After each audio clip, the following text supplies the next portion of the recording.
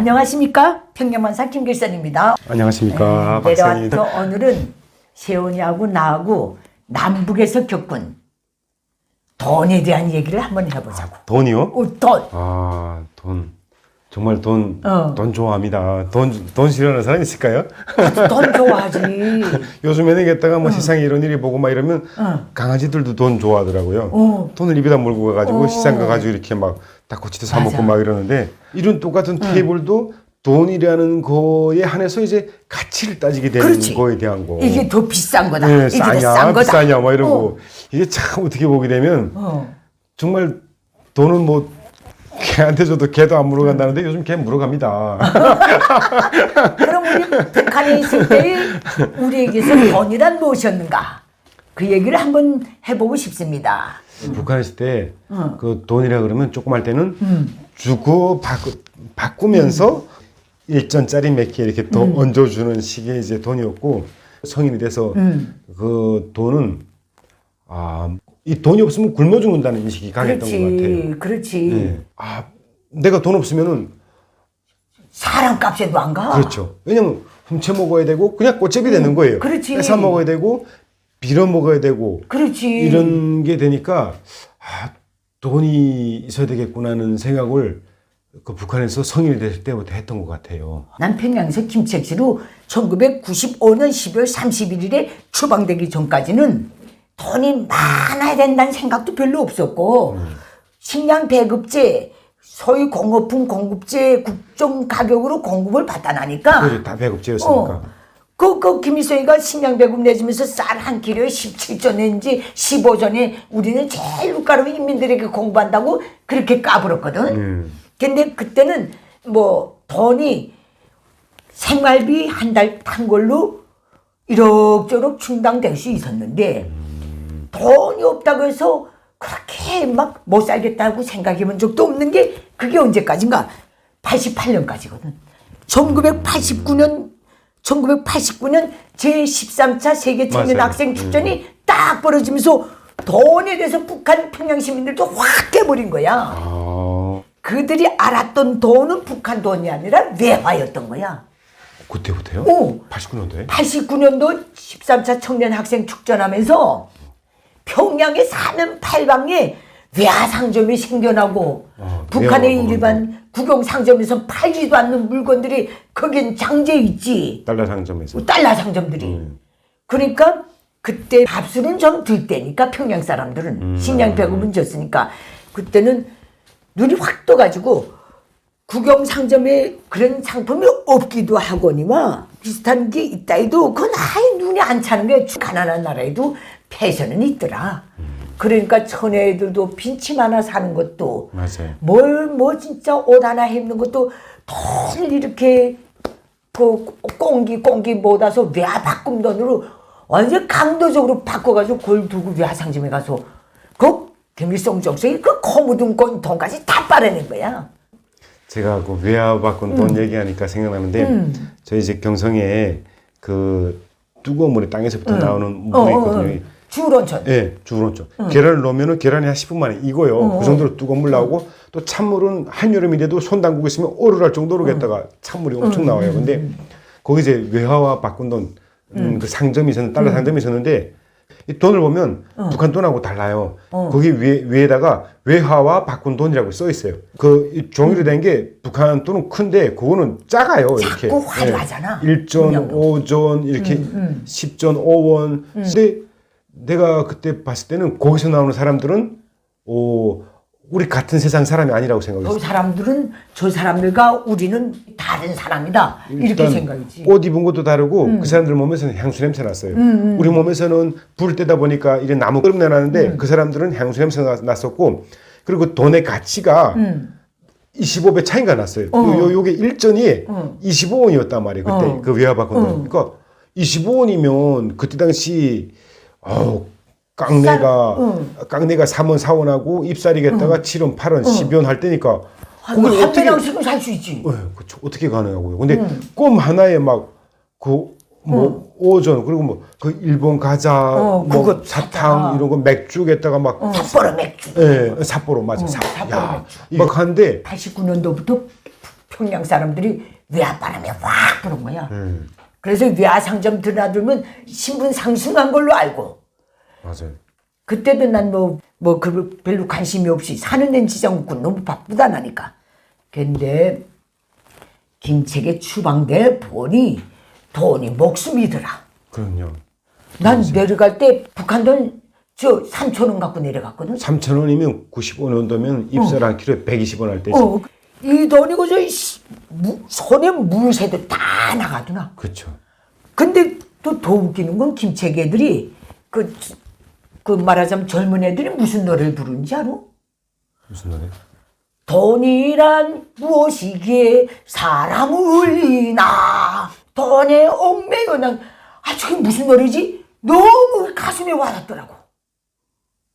그때 그 전에는 사실 월급을 받았다 그러면 먹고 쓰고 남았어요.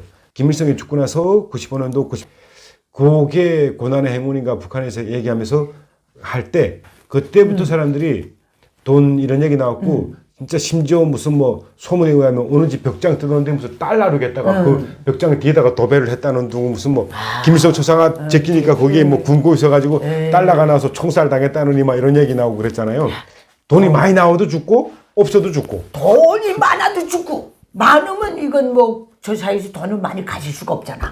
그럼 많아도 잡혀가서 죽고 그렇죠. 없으면 굶어 죽고 돈이 그런 존재인데 그래서 북한에서는 돈에 대한 유머도 많습니다. 모조리 시리즈 있잖아. 돈을 꿔주는 게 1등 모조리고 맞아요.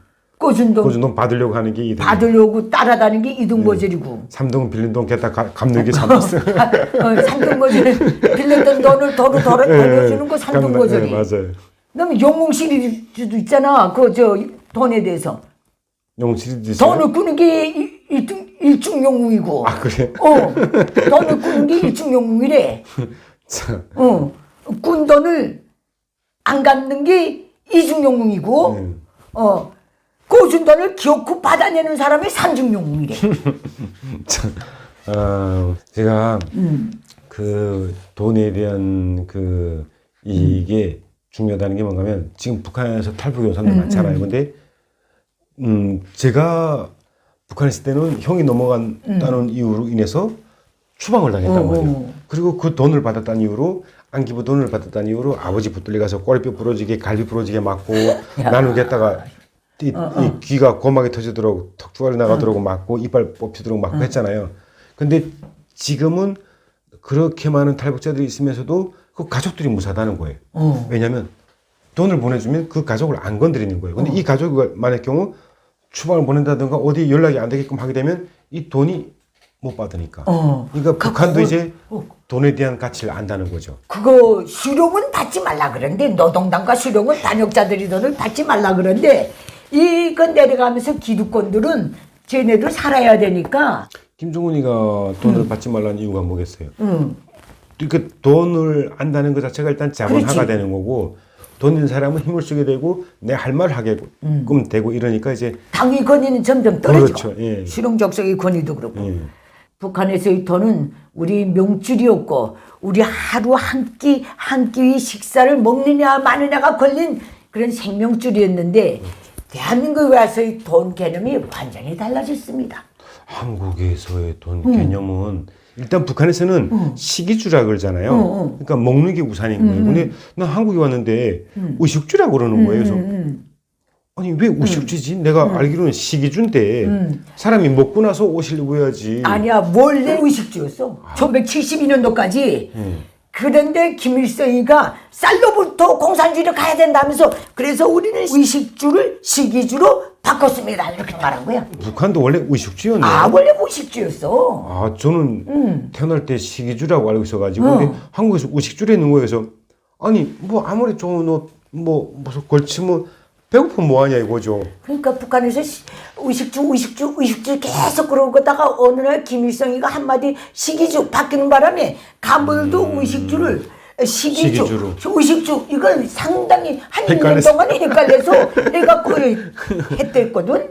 나도 그 시대에 산 사람이기 때문에.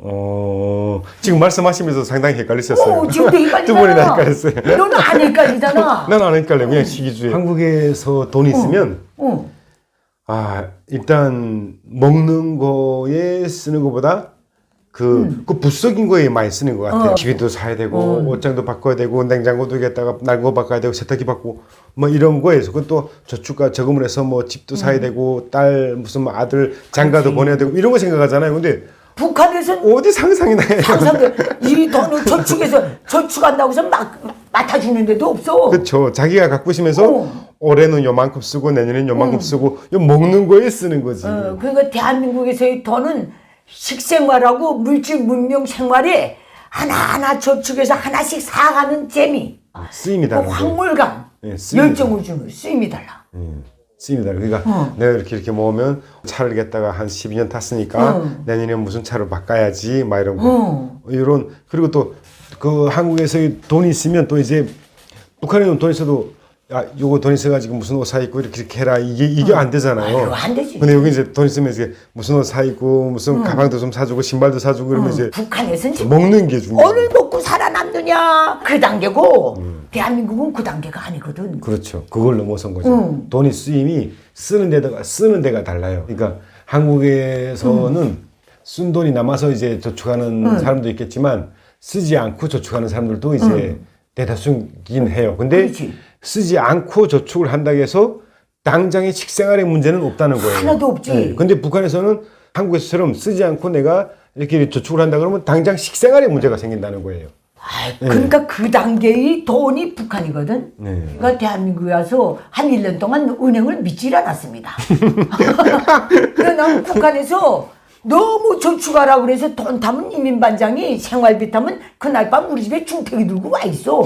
왜 내 저금 통장하고 도장을 이민반장이 다 관리하거든. 저금으로 애국가자 뭐 이런 식으로 있지. 그때는 그래도 은행이라는 게 있었으니까. 저금소지. 그건 은행도 아니고 은행이랑 자본주의래. 근데 그 돈을 그렇게 모은 걸 한 일전도 찾으려면 찾기 힘들잖아요. 못 찾아. 못 돈이 찾아요. 없대. 저금소에.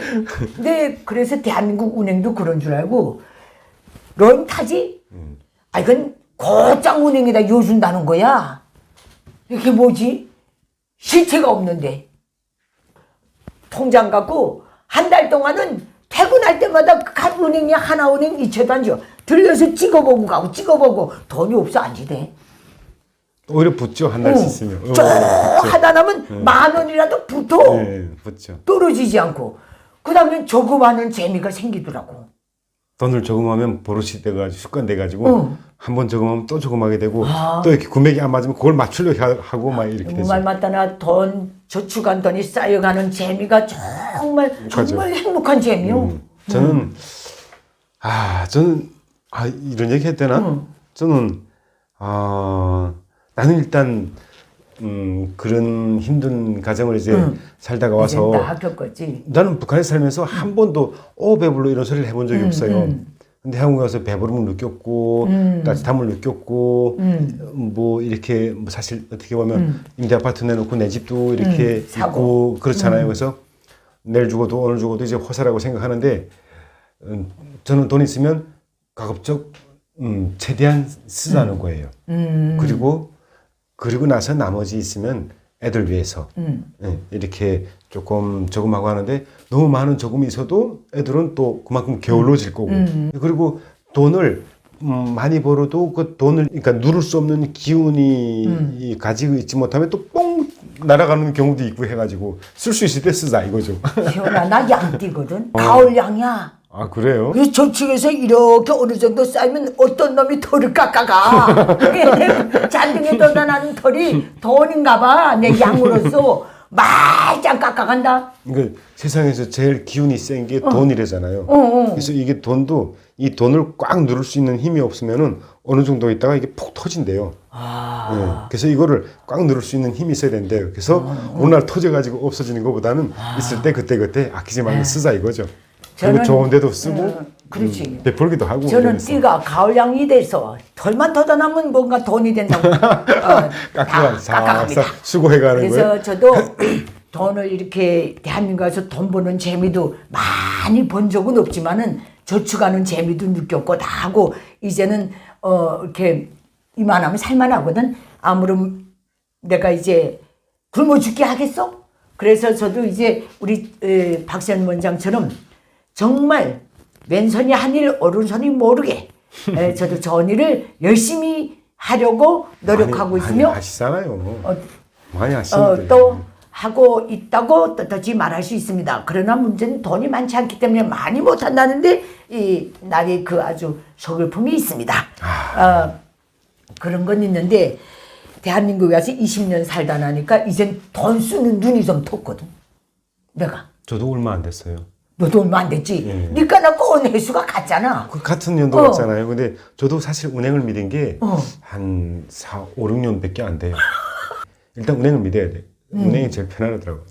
그리고 돈을 정말 돈밖에 모르면 정말 돈밖에 모르는 인간이 되니까. 그리고 돌아버리지 돈밖에 모르고. 그리고 이제 돈을 쓰잖아요. 희한하게 들어와요. 진짜 쓴 들어와요. 쓴 거 이상으로 들어와요. 오. 네, 그리고 일단 안 들어오더라도 어떤 뿌듯하고 기분 좋아요. 아파트에서 청소하는 아주머니 만나더라도 꼭 3, 4만 원 이렇게 지어주면서 커피라도 사드시라. 그리고 이제 그 뭐지 요양원에도 이렇게 드리고 천사의 급식에도 기부하고 이렇게 하는데 상당히 기분 좋아요. 그렇지. 근데 저는 아직 박시현 원장처럼 훌륭하게 이렇게 많이는 못하고 그런데 이제는 돈 쓸 욕심이 생겨가지고 서울에 있다 한 번씩 올라갔다 내려올 때는 돈을 안 쓰고 내려오면 악이나 내 스스로가 내 돈 쓰는데도 안 썼다고. 이제 돈을 아셨네요. 뭐라도 하나이 그렇죠. 뭐라도 하나이 단돈 얼마짜리라도 하나 사갖고 내려오면 스트레스가 풀리는 것 같고. 근데 너무 바빠서 우리 수정이가 시간이 없다 빨리빨리 가서 아무것도 안 쓰고 맹하니 갔다 맹하니 내려오면 차에 앉아서 웅근히 내가 억울해. 그럼요. 돈 못 쓴 데 대한 그 억울함이 잘 내려도 안 가. 그럼요. 왜냐하면 이 돈이라는 게 어머님이 돈을 이렇게 벌잖아요. 그러면 내 살이 깎이고 피를 마르고 뼈를 비우는 거란 말이에요.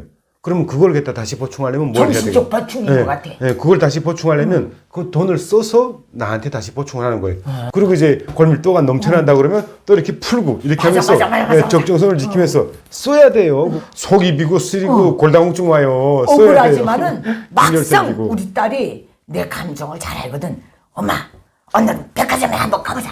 가야 돼. 그 백화점에 가지. 그 다음엔 딱 그 돈 쓰고픈 생각이 아예 없어져. 너무 비싸. 그래서 동사만 아예 사가지고 오더라도. 그 밑에 백화점 밑에 식료품 매장 거기 식당들이 있잖아. 예. 거기 가서 갈비탕이라도 한 그릇 먹고 내려오면 그럼요. 그렇게 시원해. 성취감이 있고. 각자가 돈 쓰는 골이 다를 뿐이지. 저도 쓰는데 적어도 백화점에 가서 화려한 거는 못 사겠더라 아직도. 백화점은 한두 번 갈 필요 있어요. 가야 돼. 시야를. 대한민국에서의 우리들의 돈에 대한 개념이 이렇게 변했습니다. 북한에서의 돈은 늘 우리한테 근심과 걱정과 불행과 불안만 주시어서 그게 어찌 보면 하나의 미랄이 돼서 우리가 탈북의 길에 올랐을 수도 있는데 지금 대한민국에서 이렇게 잘 살면서 우리가 이사해서 다른 나라에 이민 가고 픈 생각 짚을 만큼도 없잖아. 뒷불은 너무 큰 거 아니에요? 전 털끝만큼도 없어요. 털끝만큼도 없어. 나는 대한민국이 제일 좋아. 네, 저도 그래요. 대한민국에서 우리가 돈 맛을 찾아가는 것도 성실하게 벌어서 건전하게 쓰는 돈의 그 맛을 찾아가는 것도 우리 대한민국의 정착 과정인 것 같습니다. 그러나 오늘 북한 노상 강도 김일성 족속이 점령하고 있는 북한 주민들의 돈에 대한 개념은 아주 고약합니다. 그저 돈과 관련해서는 그저 부모 자식 간에도 물고 뜯습니다. 왜? 다 생명이니까. 목숨이나 갖고 피나 같으니까. 북한에서의 돈은 죽이고 살리고 하는 그런 아주 정말 원초적인 문제인데 대한민국에서의 우리들의 돈은 즐겁게 벌고 즐겁게 쓰고 그러면서도 또 미래를 설계해 나갈 수 있는 아주 고귀한 그런 매개체인 것 같아. 그렇죠. 그래서 그래도 이제 돈이 그런 가치와 보장과 자기 자신과 또 타인에 대한 배려를 할 수 있게 되지만 그래도 돈이라는 게 1,000만 원 버는 사람이 100만 원 쓰는 건 웃을지 몰라도 100만 원 버는 사람이 또 자기 처사에 맞게 쓰고 하게 되면 분수에 맞게 쓰면 되지. 절대로 돈에 넣어야 될 필요는 없고.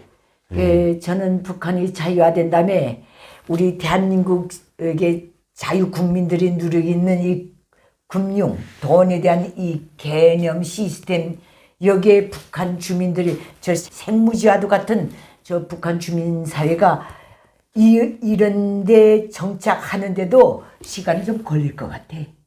그렇지. 그러나 많이는 안 걸릴 것 같습니다. 처음부터 법 제도를 돈과 관련해서 철저히 셔놓고 하나하나 깨우쳐주며 나가면 그것도 그렇게 멀리 걸릴 것 같지 않습니다. 우리들이 북한에서의 돈, 대한민국에서의 돈에 대한 일상 대화를 이렇게 한번 다뤄봤습니다. 여러분은 어떻게 들으셨습니까? 이 주제는 여기서 마치도록 하겠습니다. 감사합니다. 고마워. 예, 끝. 아니에요. 근데 가끔 쓸쓸할 때가 있는 게 뭔가면 그래. 그 돈 하다 보니까 정이 말라간다는 거지. 너무 돈 하면 정이 말라갈 수도 있어 진짜. 그쵸. 제가 이게 어딘가 모르게 일단 돈이 우선시가 되고 아이들도 명절 되게 되면 정말 친척이 반갑고 형제가 반갑고 삼촌이 반갑고 이게 아니라 돈 돈을 수고 받는 때문에. 그렇죠. 돈 수고에 대해서는 얼마 받았니 이거에 대한 거에 이제 앞선다는 거죠. 그러니까 꼭 돈이 먼저 이기 전에 이 정이 먼저 돼야 그렇죠. 되는데. 그래서 정이 너무 메말라가는 그런 또 이런 아쉬움도 있더라고요. 그래서 그런 거 속상하기도 하고. 그것도 그래.